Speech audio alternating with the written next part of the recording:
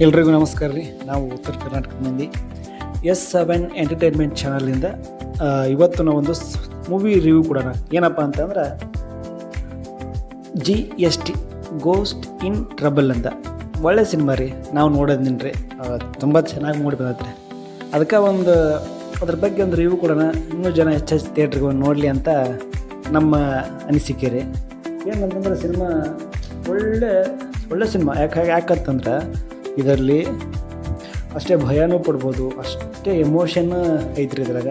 ಹಂಗೆ ಲವ್ ಇದೆ, ದೆವ್ಗಳಿಗೂ ಈ ರೀತಿ ಪ್ರಾಬ್ಲಮ್ ಆಗಿ ಬರ್ಬೋದಾ ಅಂತ ಹೇಳಿದಾರೆ. ತುಂಬ ಭಾಳ ಚೆನ್ನಾಗೈತ್ರಿ. ನೀವು ನೋಡಿರಿ.